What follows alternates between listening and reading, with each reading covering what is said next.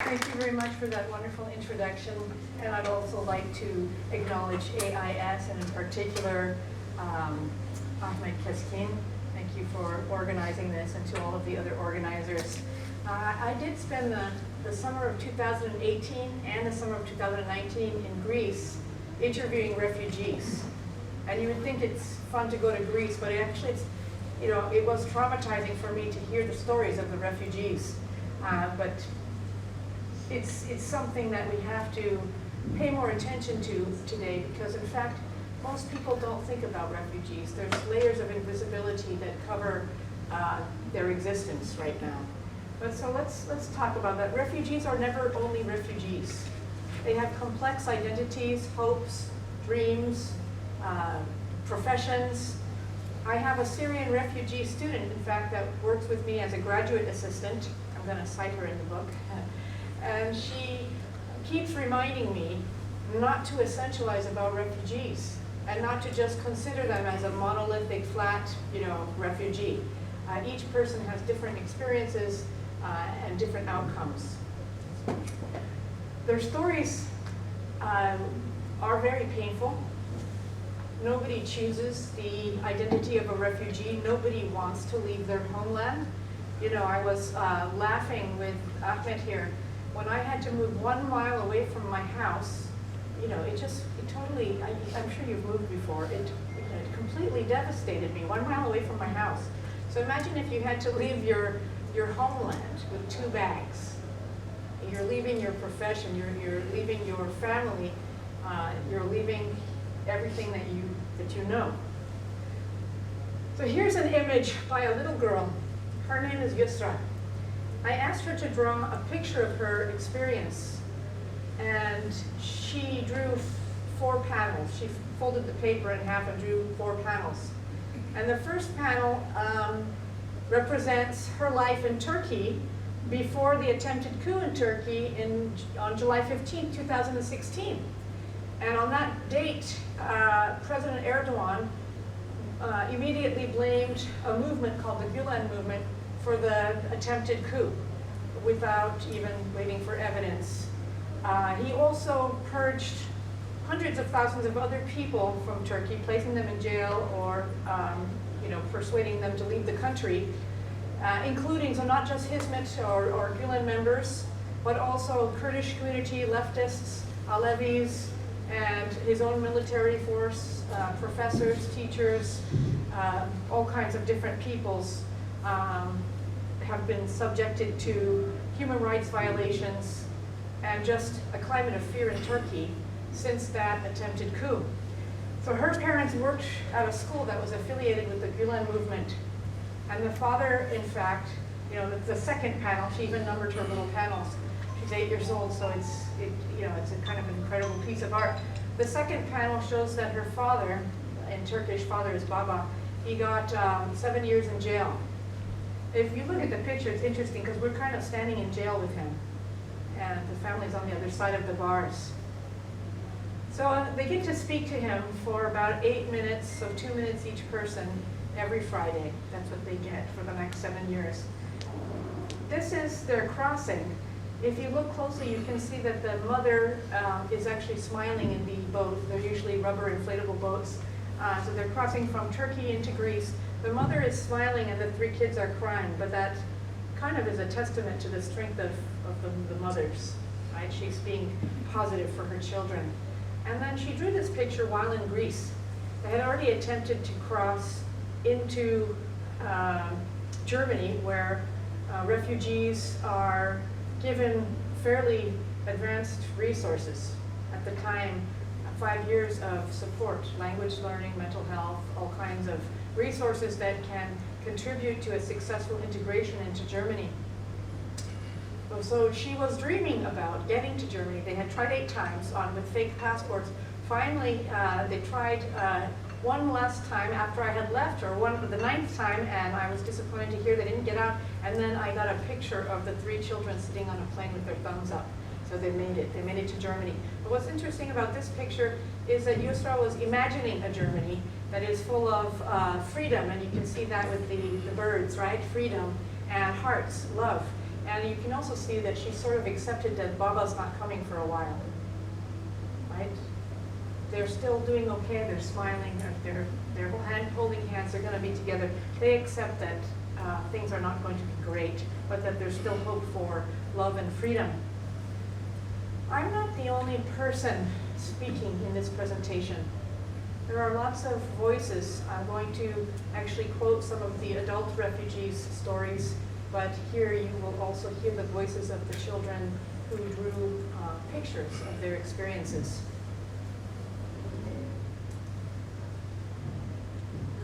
So thousands of Turkish people have left Turkey in the aftermath of the coup. It's called a purge, which is a very frightening word. The word purge should give us chills, but that's what it's called. President Erdogan is a populist. We have the rise of populist governments in the world since 2006. And you can name them, you know, Modi, Duterte, etc., and Trump, okay? Not to mention Trump. So the Hizmet or Gulen movement, as I've told you before, they're not the only group that was purged from Turkey. Also Kurds, Alevis, and others. And I was able to interview leftists and Kurds as well, not just people from the movement. But right now we have an incredible amount of people that have been displaced, and there are more displaced people than there have been ever before. So it's 70 million people are displaced, and from that number, it's about 25 million are refugees. This has never been the case. And the root causes of displacement, poverty, human rights violations, political conflict, and so forth, have not been addressed. So things are not getting better. We're going to continue having you know, a refugee crisis. But actually this term, refugee crisis or refugee problem, it's not really an accurate term, because the people that are termed refugees shouldn't be called the problem. They actually didn't usually create the problem. And accommodating them in other countries shouldn't be a problem. It's the problem of those exclusivists that don't want to let them in, and government policies that foster this idea that we should be afraid of refugees. They are fleeing fear. They are fleeing violence. They are fleeing a lack of human rights. So they shouldn't be the problem. The term refugee problem is a misnomer. So this talk is going to examine, in part, just what happened, why people become refugees, what happens to you when you have when a group of people experience collective trauma, but also what meanings they can make, what adaptive meanings can people make out of their trauma. One heavy understanding that I get out of this picture is that the little girl didn't draw herself with a mouth. And I wish I could tell her that so many people are seeing this picture and that she's speaking to so many people with this little piece of artwork, that she does have an impact, that she is speaking through her art. I wish I could tell her. I wish she could know. So in terms of collective trauma, refugees and displaced people feel tremendous stigma. Again, nobody wants to be a refugee. I had people telling me they look in the mirror and they say, oh, that's what a refugee looks like, and I didn't know it was going to be me. I had an older woman tell me that she wanted to apologize to all the Greek citizens because she had come to their country illegally. Actually, she didn't. According to the to the Geneva Convention, you know, it's perfectly legal to flee persecution and to arrive to the borders of a country that's signed on to that Geneva Convention, including Greece. But they do feel illegal. They just feel illegal, and often they're treated as though they're illegal. I know in Australia you have the Christmas Island thing. In the US, we put kids in cages at the border. The refugee camps, many of them are overcrowded. They're sites of sexual assault, political conflict, because it's oftentimes it's a microcosm of areas that are in turmoil already.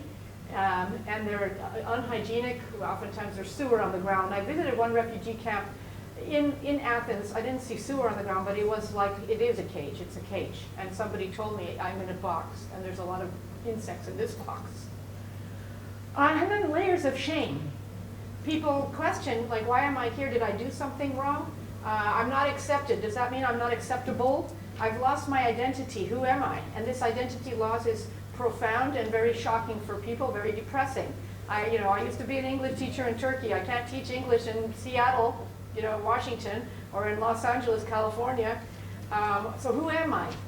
I used to be so proud of my Turkishness, but now I'm not, Turkey calls me a traitor. Who am I? So layers of shame, people internalize the political conflict, even though, intellectually perhaps they realize it's not their fault. But it doesn't matter, just being in that vulnerable position, being a person who has to arrive to another place via boat is humiliating. It's humiliating. And of course they internalize the external perception of them.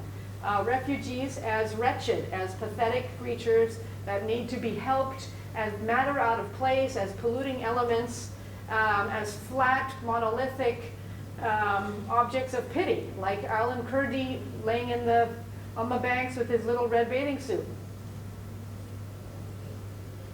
So there's psychologists have written about what happens to peoples during times of collective trauma. And so of course you get post-traumatic stress disorder, depression, substance abuse, rising divorce rates, feelings of betrayal, identity loss. The one that disturbs me the most, and I heard a lot of awful stories, I've heard torture stories.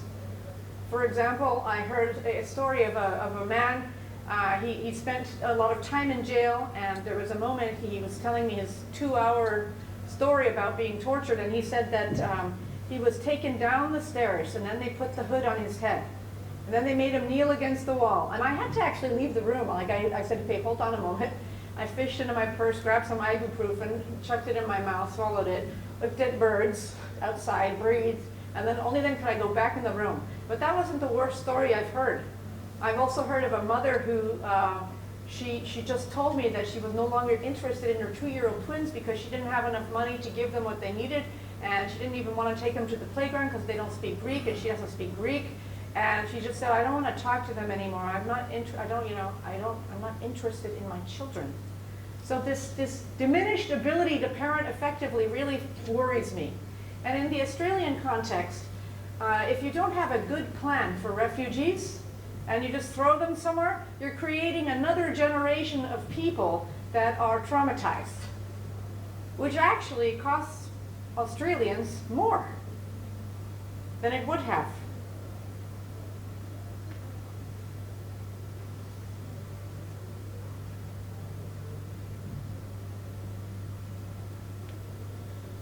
So there's layers of invisibility. Refugees fight for recognition at every level. They fight to be recognized in their home country. They fight to have their own human rights issues heard. And then they fight to, oftentimes it's very difficult to figure out how to get across into the host country. Then they fight for refugee status, official refugee status, and to be residents or citizens. To be employed, to learn the language, and most of all, to be accepted as somebody who belongs. And sometimes people think of like the good refugee as somebody who just waits, passively in the ship for the white savior to rescue him or her. And then the bad refugee is the person who comes in swarms or hordes and who wants to have a voice, advocate for their family, and actually have full citizenship, to belong.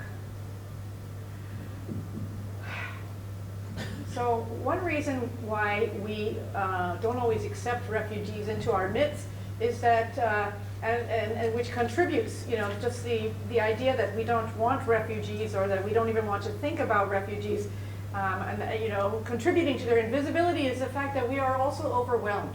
Even most of you in this room who probably do care about, refugee issues, we're overwhelmed. Australia was just on fire, and before that the Amazon was on fire, right? And we also have the wars in Yemen and Syria, and then the Rohingya babies burned alive, and it's just, there's too much.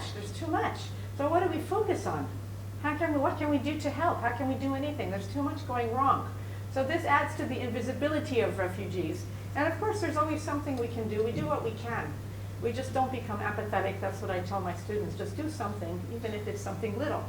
okay? And in terms of the refugees that I interviewed, most of them, I mean all of them came out of Turkey where they're Kurdish or leftists or in the Hizmet movement, and there's an added invisibility to what they're going through because of this image that Turkey is actually not a they don't make refugees, but that Turkey has so many refugees. But the Turkish government has created tens of thousands of refugees, most definitely. But if we look at displacement as a mere tragedy, we don't consider the opportunities of displacement. We don't consider the opportunities that immigrants bring to communities, and the particular opportunities that refugees make out of their own experience. Okay, so Lisa Malki writes, looking no further, you know, if we consider everything as a tragedy, looking no further can mean that one gains no insight into the lived experience or the lived meanings that displacement and exile can have. Here's a few voices from the refugees themselves. I'm just going to stand here so I can also read it. So we took a cab to, this is Yesma, she's a teacher.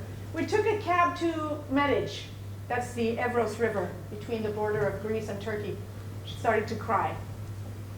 When we came to the Medici, I wasn't happy. I left my family. But I left the people who died there. No, I felt the people who died there, whose bodies were never found. When I got to the river, I felt them. I thought I could have this great mental health day when I was in Greece, when I go to the beach and just swim for a day and take a break from interviewing refugees. But so I went to this posh beach and I got into the water, and after about 10 minutes, I started to go black, and I felt like I'm going to throw up, and I did get out of the water and throw up. And then I realized, okay, why is this happening to me? Like, what's wrong? Did I drink too much coffee? I mean, I don't know. What did I do? And then I realized the bodies are in the water. I had just interviewed her. The bodies are in the water. I don't know what I was thinking, that I could have a nice, day. So, in hiding, these are stories that have to do with in hiding. This is Sui. She says, and these are not their real names. She says, I want to say something about delivering the baby.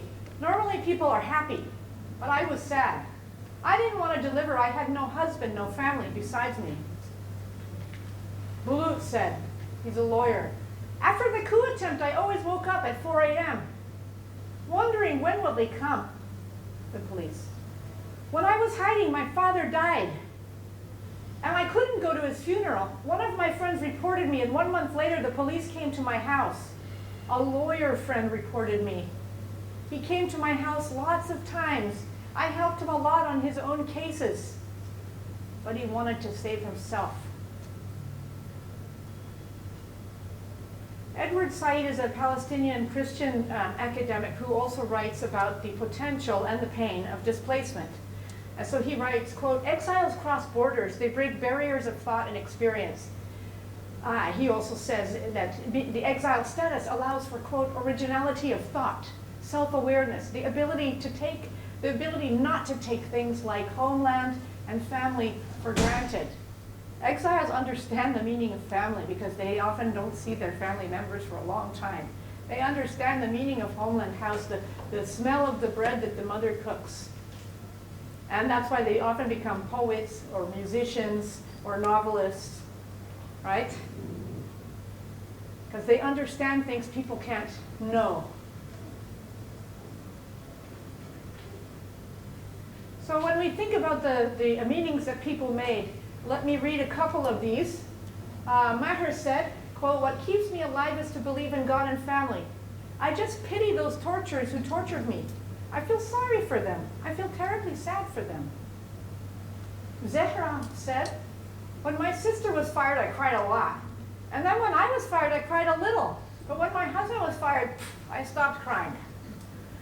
When we saw these problems, I thought I had to stay strong against all of this. If I let go, my son will be devastated. I tried dealing with this by sharing my thoughts in a notebook. I write it all down. I'm also a very emotional person. I think God will help me find a way out. I understood that we had never been thankful for our life until now. We didn't know the real value of life. Sumaya said, I just want to trust God. I learned that my real friends are people in my own Hizmet community. We're a family. Hizmet's my real family. I thought Turkey was the most valuable thing in my life, and I learned that that wasn't true. This makes me sad. I'll just read the one on the top for time's sake. I learned that, this is Nurgül, I learned that honesty demands a price. Justice and freedom are as valuable as air and water, but in Turkey, there's no justice. I'll read the one on the right for time's sake. No one can change truth via torture. I'm very happy because I didn't give names to them. My soul is in peace. Yusuf was tortured over 8 days. They asked him to give 10 names. He thought to himself, if I give 10 names, then those 10 people will be tortured, and to give 10 more names, and then to give 10 more names. So he kept thinking of all those hundreds of people that he would save if he didn't give the name. So he was tortured all over his body. He was,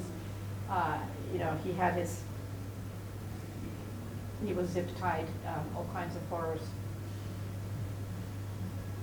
So in conclusion, despite the trauma, refugees made meaning out of their experiences. And the meanings were not all the same. They were different, but in general, they told me things such as I was able to feel empathy for others. I never knew that Greeks were such nice people.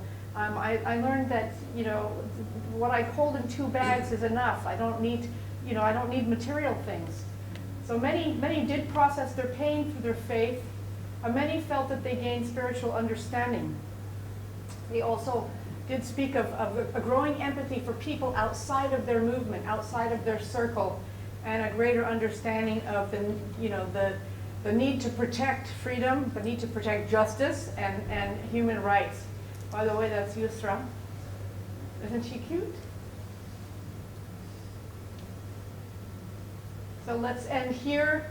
I think this is a very lovely picture. You see that they're running away from weapons and evil and bullets towards love and happiness, mother, relations, the right, and family. Thank you very much.